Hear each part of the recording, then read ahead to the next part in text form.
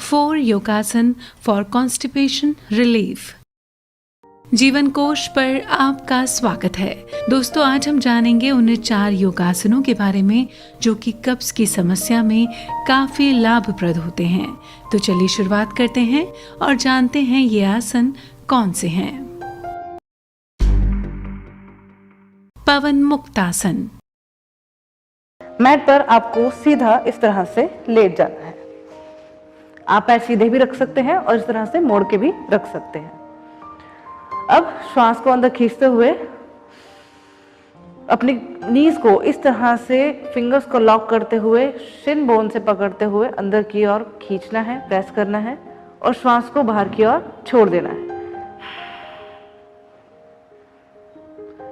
कुछ देर रुकने के बाद आपको फिर से श्वास लेना है और फिर अपनी गर्दन को इस तरह से उठाते हुए या तो चिन या फिर आपको अपना फॉरहेड लगाना है।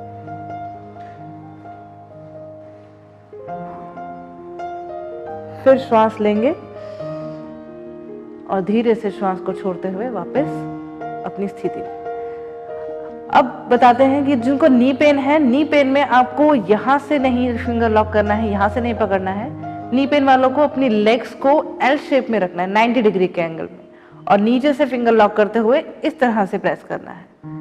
उनको ज्यादा नी बिल्कुल अंदर बिल्कुल मोड़ने नहीं है, एल शेप से बाहर नहीं जाना है। इस तरह से रखते हुए सेम कर सकते हैं। अगर आपको सर्वाइकल है तो आपको गर्दन नहीं उठानी है, नीचे ही रखना है। नहीं है आपको सर्वाइकल, नेक में पेन नहीं है या कोई शोल्डर में पेन नहीं है, तो आप गर्दन को इस तरह से उठा सकते हैं। जितना हो सके आपको होल्ड रखना है, 10 सेकेंड, 20 सेकेंड, 30 सेकेंड, 1 मिनट तक भी आप आसन को होल्ड रख सकते हैं और आराम से उठ के आप लोग बैठ जाएं।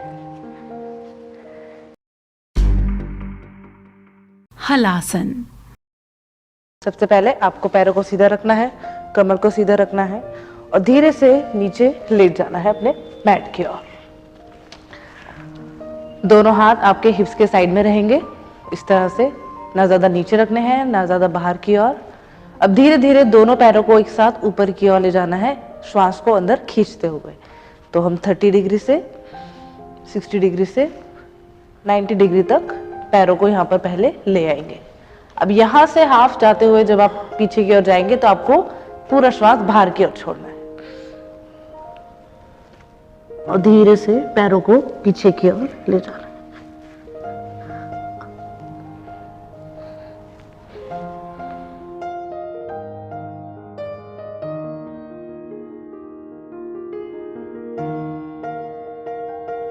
धीरे धीरे वापस आना है और दोनों पैरों को बिल्कुल आराम से रिलैक्स मोड में और शवासन में लेट जाना है।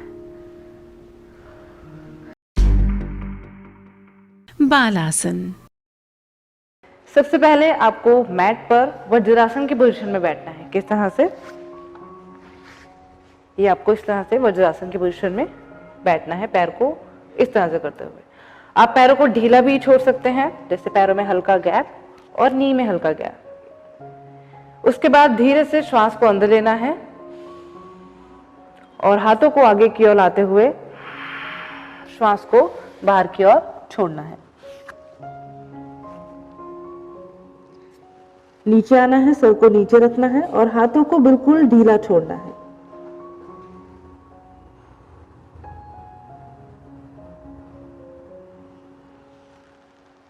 वापस से ऊपर आते हुए इनहेल और फिर दोनों हाथ इस तरह से घुटनों पर रख देना है। नीचे आते हुए आपको ध्यान रखना है कि आगे आप पूरा स्ट्रेच करने के बाद आपको जो हाथ है, अपनी एल्बो है, बिल्कुल आरामदायक स्थिति में रखनी है। बहुत ज्यादा स्ट्रेच नहीं करना है, मतलब स्ट्रेच की पोजीशन में नहीं रहना है।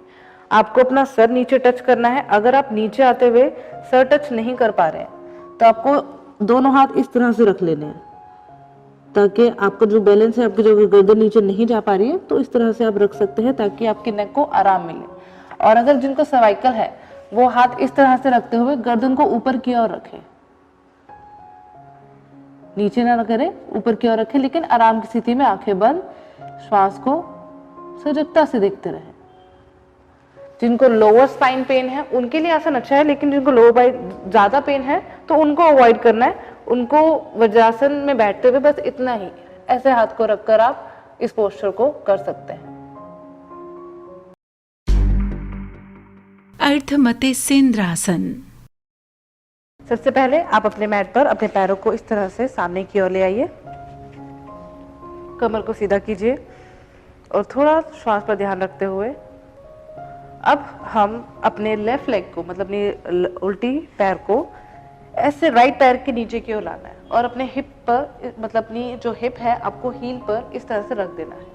उसके बाद राइट पैर को अपनी नी जो आपने फोल्ड की है नी इसके आगे की तरफ मतलब उधर की तरफ रखना है, आपको ज्यादा आगे नहीं रखना है। इस तरह से रखते हुए कमर को सीधा कर लेंगे। सबसे पहले आपका राइट हैंड पीछे की ओर आएगा, लेफ्ट हैंड ऊपर की ओर आते हुए स्पाइन को ट्विस्ट करना है। आप अपनी एल्बो से सपोर्ट देकर अपने अंगूठे को पकड़ सकते हैं और ये हाथ आपका सीधा रहेगा, स्पाइन स्ट्रेट रहेगी और नेक पीछे की ओर। जब आप शुरू करते हैं तो आपको इनहेल करना है, पीछे आते हुए आपको एक्सहेल कर देना है। श्वास नॉर्मल रखनी है। आपको इसमें गर्दन ज्यादा नीचे या ऊपर या किसी तरह की कोई मूवमेंट मतलब आपका जो शोल्डर है ज्यादा नीचे झुके नहीं, स्पाइन इस तरह से झुकनी नहीं चाहिए, आपको ज्यादा से ज्यादा सीधा रखना है। और वापस आते हुए गर्दन को सबसे पहले, फिर आपको लेफ्ट हैंड और फिर राइट हैंड को इस तरह से रखते हुए सेम पहले वाली पोजीशन में आ जाना है। इसी आसन को आपको दूसरी साइड से भी करना है। अब मैं बता देती हूँ कि अगर आप फ्लेक्सिबिलिटी नहीं है, आप पूरा ट्विस्ट नहीं हो पा रहे हैं, तो सबसे पहले आपको करना है, ये पैर आपने नीचे रखा, इस पैर को आप आगे भी रख सकते हैं। अगर आपसे बिल्कुल ज़्यादा ट्विस्ट नहीं हो जा रहा है तो इस पैर को थोड़ा सा आगे रखिए, ट्विस्ट कीजिए। आप यहाँ तक ट्विस्ट हो पा रहे हैं, इट्स ओके, आप हिप तक भी रख सकते हैं, हाथ को इस तरह से रखते हुए। ज़्यादा ट्विस्ट नहीं हो पा रहे हैं, आप इधर की साइड भी मतलब आपके शोल्डर से थोड़ा सा आगे की तरफ भी देख सकते हैं। श्वास लेना और छोड़ना उसी पैटर्न में रहेगा। और अगर आपका हाथ यहाँ तक भी नहीं आ पा रहा है तो आप इसको यहाँ पर भी रख सकते हैं इस तरह से। और अगर आप और एडवांस करना चाहते हैं तो पूरा ट्विस्ट करते हुए अपने ये ट्विस्ट करा आपने इस तरह से आप कर सकते हैं, अपने आगे वाले अंगूठे को पकड़ सकते हैं।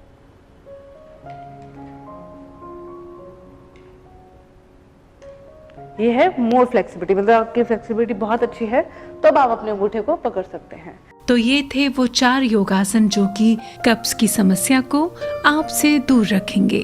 उम्मीद करते हैं आज का ये खास वीडियो आपको पसंद आया होगा और अगर पसंद आया है तो इसे लाइक कीजिए, शेयर कीजिए, सब्सक्राइब कीजिए जीवन कोश को, ताकि इस तरह की खास वीडियोस की नोटिफिकेशन सबसे पहले आप तक पहुंच सके। इसी के साथ ही जीवन कोश में अभी के लिए बस इतना ही।